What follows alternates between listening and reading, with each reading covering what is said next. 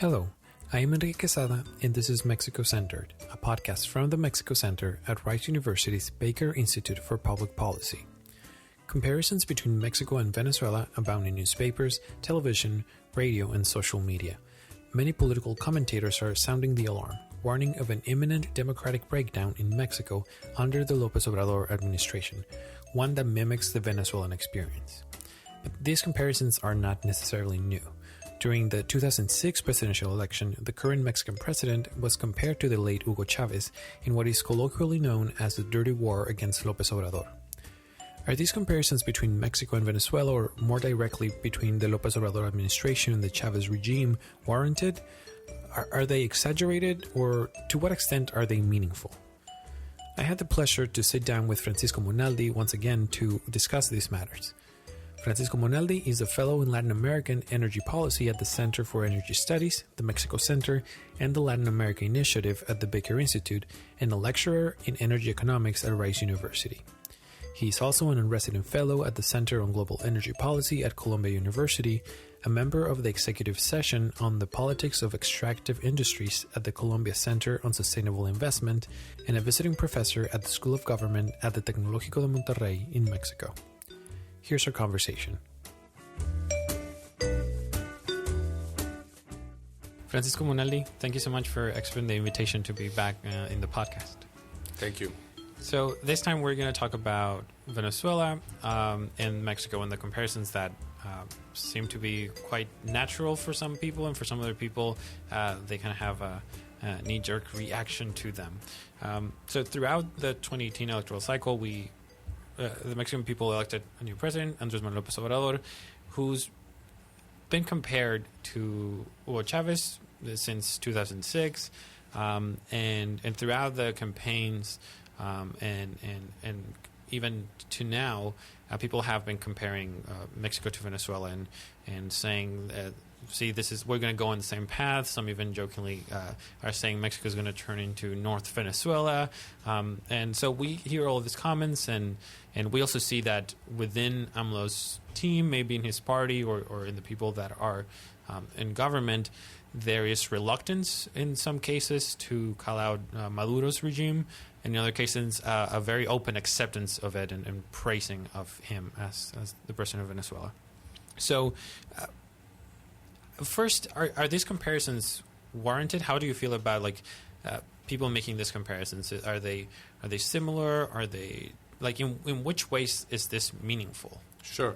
Well, first I have to say this is a topic of a lot of interest to me, even personally, because I teach in Mexico in the Tecnológico de Monterrey, and I am Venezuelan, and there is a significant Venezuelan diaspora in Mexico that is obsessed with this question. No? Right. They have they are very sensitive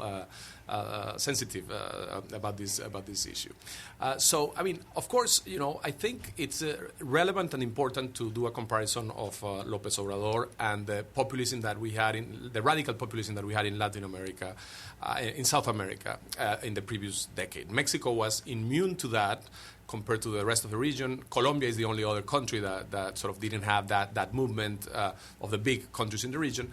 But Mexico now has, someone who is an outsider. I mean, even though he comes originally from the PRI, but someone who has played a lot of the same sort of themes and discourse that were successful in South America, and as you pointed out, there are members of his coalition that have been in contact with the Venezuelans, have been very close to them. I have seen them in Venezuela many times in the past.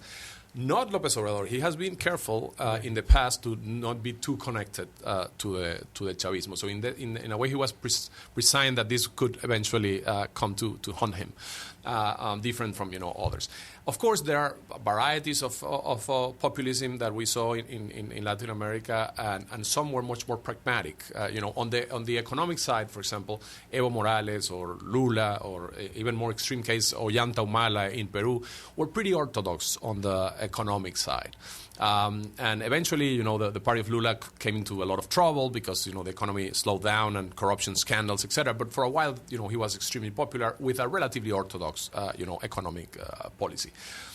So there are sort of two issues here. One is a political issue about regimes that become more authoritarian, that basically want to this idea of the populist as a leader that has a connection to the population, to the people, and he doesn't want it to be mediated by any institution, like checks and balances or anything of the nature. I have the majority, and I do what a democratic majority is able to do.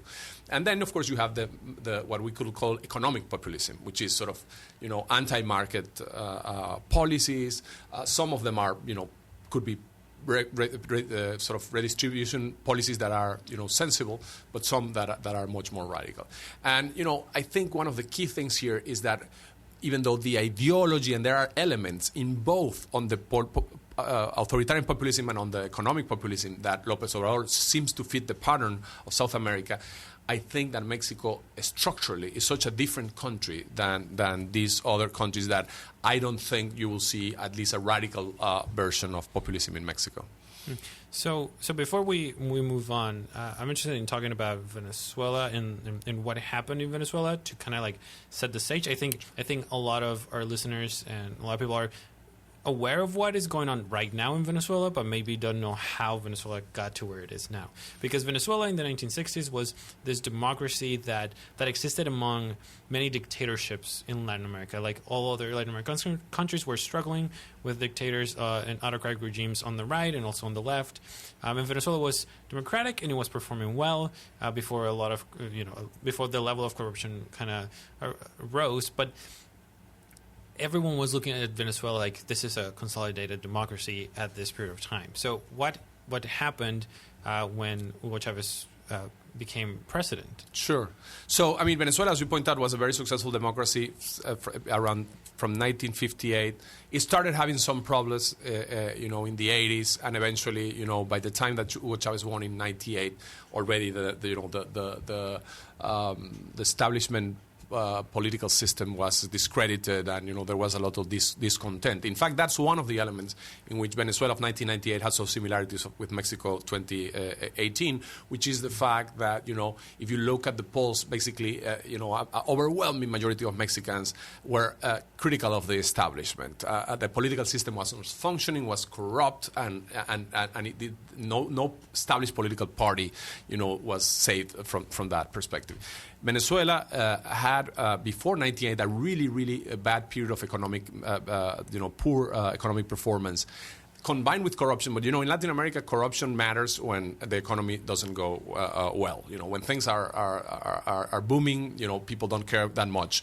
But this was a long period of protracted, recession, declines, and that's when Hugo Chavez, in fact, became famous because he attempted a military coup against a government that implemented some neoliberal reforms that were, that had a significant impact, on the population at the time. So Venezuela's democracy, it has also some parallels with the period of 2000 to 2018 in Mexico, in the sense that you have two parties basically ruling with policies that were not that dissimilar, right?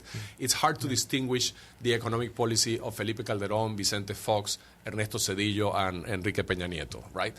Pretty common denominator in terms of, free trade. The technocrats were even the same people, in the two administrations. Venezuela was the same, two parties, Christian Democrats and Social Democrats, doing exactly the same, and an outsider comes with a leftist revenge discourse. And the amazing thing about Hugo Chavez is that he takes advantage of the honeymoon, and this is one of the questions that some of my Mexican friends have, to change the constitution, take control over the courts, eventually take control over the other centers of power of Venezuela, which were the military and the National Oil Company, and he does all that, and then he receives the largest windfall in the history and the recorded history of Latin America, and that makes him immensely powerful and popular. But plenty of the things that López Obrador seems to be interested in have some similarity. For example, he from time to time mentions about constitutional reforms. Right. He has this same idea about an arc of history in which he is a totally transformative person. Chavez had exactly the same. I mean, he talked about the Fifth Republic. He was refounding the country. I mean, the fourth transformation of Mexico sounds so similar. He also, because Chavez, as López Obrador, got into power with governors that were from the establishment parties, he set some executive authorities above the governors that were appointed by him to sort of have some to reduce sort of the powers and influence of the federal system.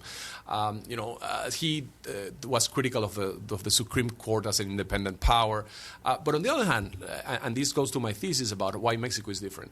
The central bank. He has been relatively careful with challenging the independence of the central bank.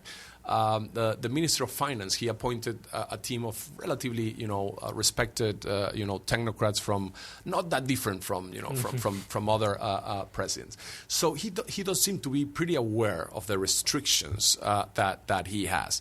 That he even though he sometimes doesn't seem to care when he canceled, the airport.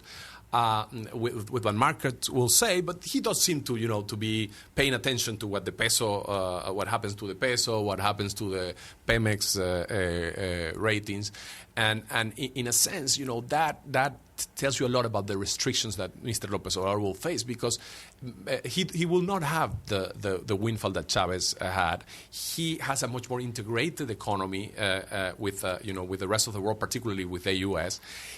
Notice his pragmatism with the NAFTA 2.0. I mean, he really realized that he had to go along with the negotiation. So you see in López Obrador a very interesting mix of the pragmatists that we saw as mayor of Mexico City. Chavez was also a pragmatist. He advanced when he could. Of course, by definition, politicians have to stay in power to do whatever they want, and to stay in power, you have to be pragmatist. You cannot be totally ideological. But having said that, the restrictions that López Obrador faces are much bigger. So, López Obrador has been compared to Hugo Chavez since 2006. There was this famous so-called dirty war where there were on the media and TV there were all these ads comparing him, and kind of they were kind of scary ads. I remember them, and they were not very nice. And and even though the comparisons they didn't happen at the same level as they did in 2006, they kind of continue at least. There was this overtones of that, even in 2018. So in what ways is López Obrador Chavez like figure? Is it in the ideology? Like, is he constrained just because of the institutions in Mexico, and is ideologically the same?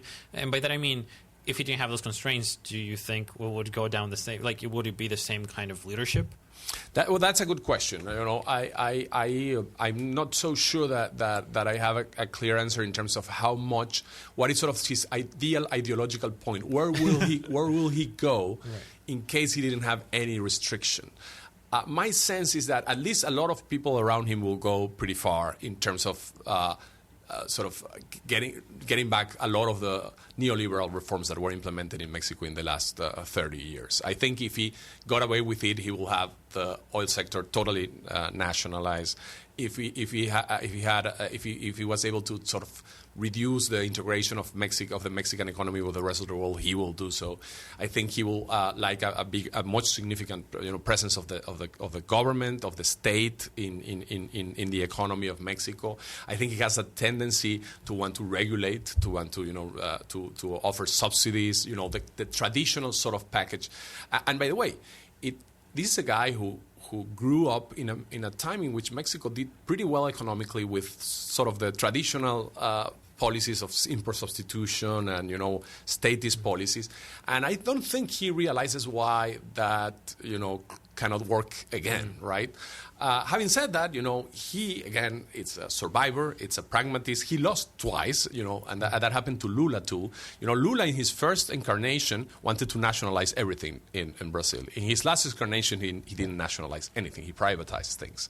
So these guys, have a process of learning of what is politically viable, and that's the other thing. I expected López Obrador to have much more, and I think most political scientists in Mexico were very dismissive of any, comparison with Chavez in particular, because they told me, no, I mean, in Mexico, no president will get more than 35% of the vote.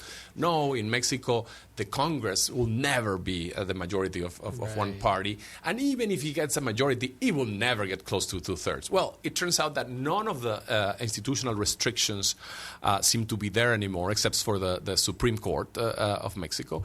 And as we know, even in the U.S., FDR was able to push the Supreme Court very far away in his direction because he was very popular. At this point, López Obrador has a popularity of 80%.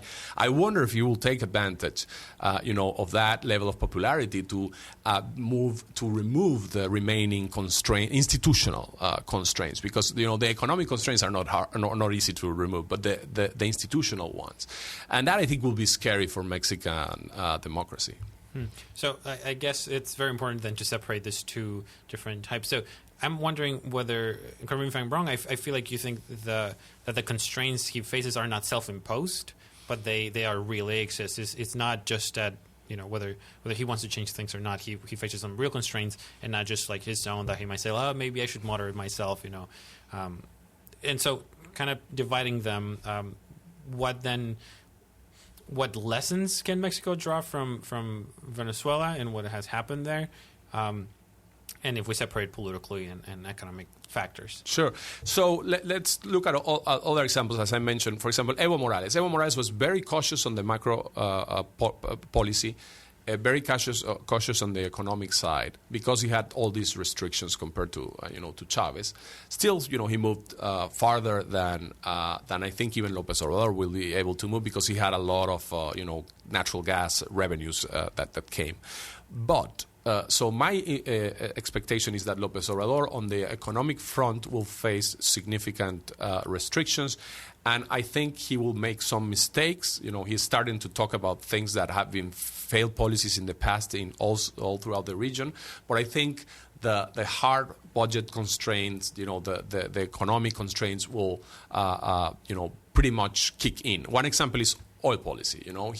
He doesn't like the private investment in the oil sector, but Mexico simply needs it. Otherwise, production will decline, and so he will start to notice that he needs private investment. That's my sense. And the pragmatist in López Obrador will become a little bit more willing to accept, I think, private investment. On the political side, and that's where I think the Mexican public should be more worried about, is that if this guy is able to dismantle the checks and balances of Mexico worked really hard to create a democracy, after the pre-period of sort of very limited competition in the political system, and if López Obrador is able to remove a lot of that competition and make it, for example, change the constitution, allow for re-election of the president, and do other things that weaken the federalism, of Mexico, the electoral system that generates a sort of a fragmented policy and does something more majoritarian that he, can control. I mean, all those things. I think one of the acid tests is he gonna. I'm concerned with the appointments in the Supreme Court. That because people that clearly are pretty, personally, connected to him, etc.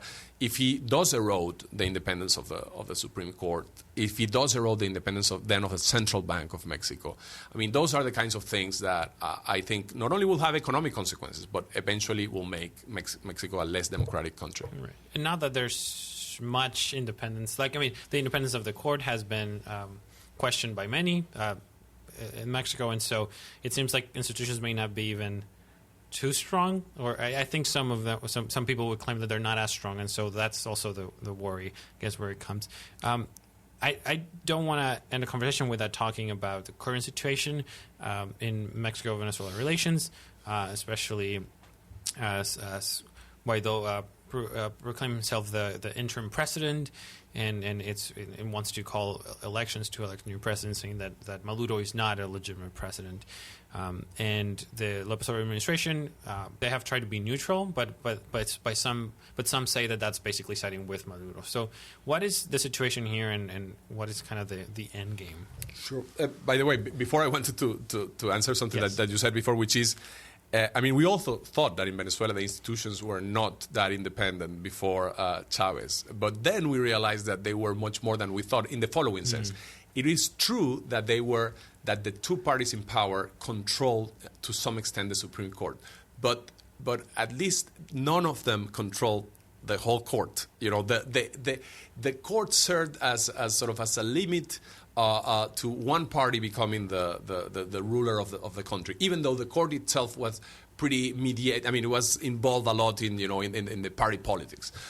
So that's a difference. It doesn't mean that they are apolitical, but not of the same color of politics. So that's okay. important. Yeah. Going back to your I think it's a really interesting phenomenon because as you know, the PRI had this Estrada doctrine that basically said, Mexico doesn't get involved in the politics of sovereign countries. It wasn't totally true because Mexico was against Franco and had some perspective on what happened in other countries. But it is true that compared to other foreign policies of other countries was pretty not involved in the politics of other countries. That changed a little bit with Fox and with and sort of when Mexico became a much more competitive democracy, and I think in part because Mexico felt proud that that they could now tell someone else you should be democratic. Before it was pretty hard, right, to argue that to go and say to someone else that you are not following the rules of democracy.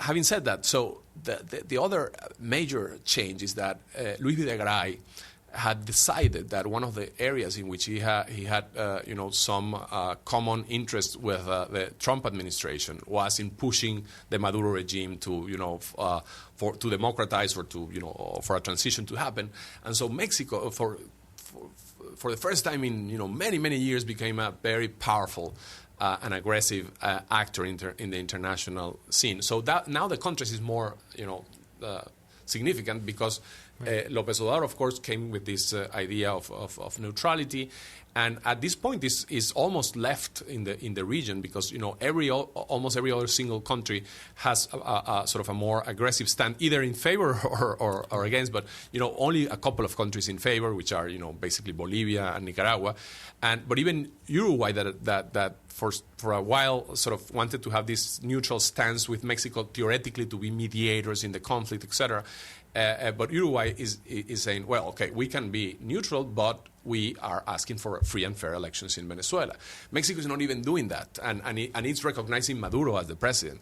So I think at this point, some people expected that Mexico could be a good mediator in the Venezuelan conflict. I don't think the opposition will ever consider Mexico a good mediator because they consider that López Obrador is siding with Maduro.